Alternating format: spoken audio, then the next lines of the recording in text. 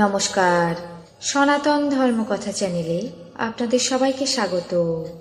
আজ ফাল্গুন মাসের 19 তারিখ বুধবার, কৃষ্ণপক্ষের প্রতিপদ তিথি। মহাভারতের আদি পর্বের 231তম অধ্যায়ে সাঙ্গগণের দ্বারা মাতাকে আশ্বাস প্রদান পর্ব শুরু করব। নারায়ণং নমস্কৃত্য নরং চৈব নরোত্তমং দেবীং সরস্বতীং ব্যাসাং ততো জয়মুদীরয়েৎ। ঋষি বৈশম্পায়ন বললেন, দীনা জড়িতা পুত্রদের এই কাতর কথা শুনে তাদেরকে বললেন, হে বৎসগণ, একদিন এই গর্ত থেকে সেই মুশিক বাইরে বেরিয়েছিল।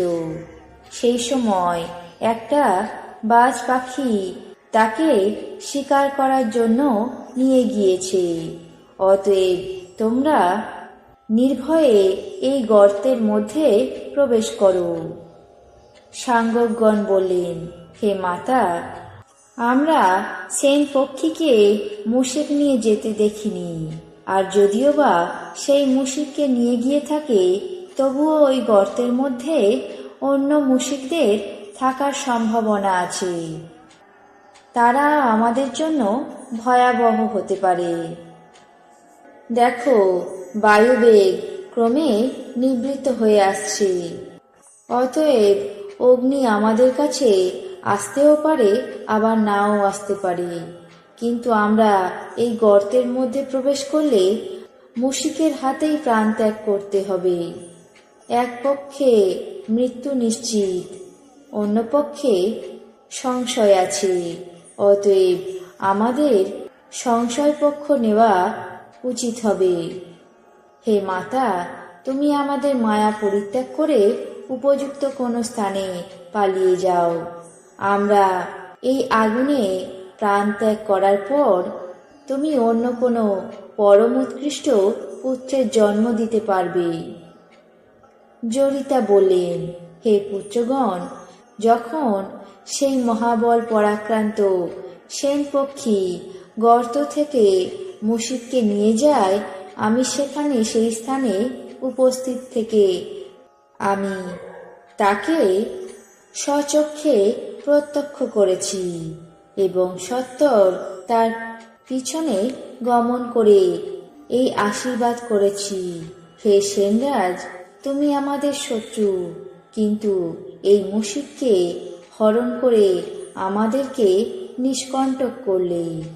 এই পুণ্য ফলে তুমি পরলোকে সুবর্ণময় শরীর প্রাপ্ত হয়ে অক্ষয় স্বর্গ লাভ করবে। এরপর সেন পক্ষী মুশিকটিকে ভক্ষণ করে।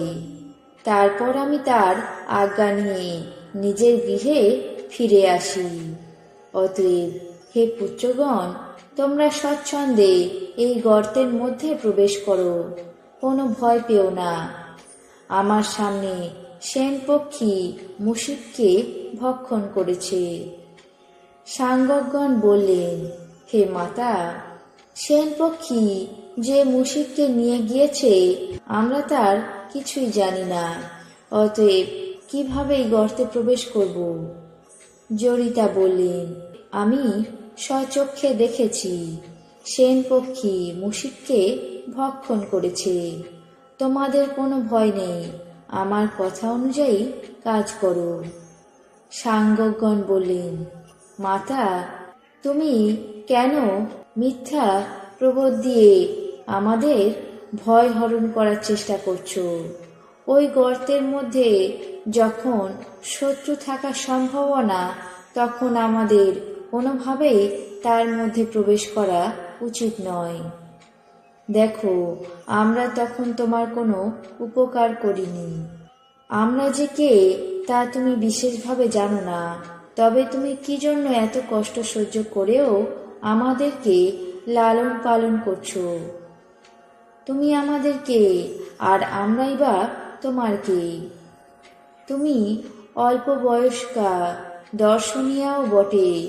অতএব হে মাতা, তুমি আমাদেরকে এখানে পরিত্যাগ করে তোমার স্বামীর কাছে গমন করে উপযুক্ত পুত্রের জন্ম দাও।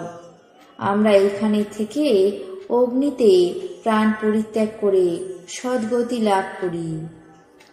হে মাতা, যদি আমরা কোনোভাবে অগ্নির থেকে পরিত্রাণ পেতে পারি, তাহলে তুমি আমাদের কাছে আবার এসো। সাঙ্গগণ এইভাবে বারবার তাদের মাতাকে অগ্নিশূন্য স্থানে পালানোর জন্য বললেন। জরিতা পুত্রদের কথা শুনে এক অগ্নিশূন্য স্থানে প্রস্থান করলেন।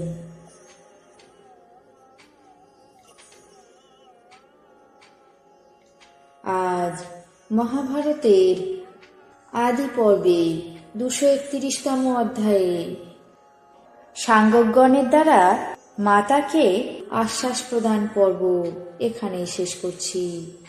বাকি অংশ আগামী পর্বে পাঠ করে শোনাব। এখন জেনে নেব আজকের দিনের 12টি রাশির রাশিফল। মেষ, শ্রমিক অশান্তি। বৃষ, পরের জন্য ক্ষতি। মিথুন, হতাশামুক্ত। কর্কট, বেদনাহত। সিংহ, প্রেমে বাধা। কন্যা, নব প্রচেষ্টা। তুলা, সম্পত্তি উদ্ধার। বৃশ্চিক, অস্থিভঙ্গের সম্ভাবনা। ধনু, গোলযোগ। মকর, গৌরব বৃদ্ধি। কুম্ভ, পত্নী কলহ। মীন, অনুষ্ঠানে বিপত্তি। এই ছিল আজকের দিনের 12টি রাশির রাশিফল। আপনাদের কেমন লাগলো তা অবশ্যই কমেন্ট বক্সে জানাবেন। চ্যানেলটিকে সাবস্ক্রাইব করবেন, লাইক করবেন, শেয়ার করবেন। ধন্যবাদ।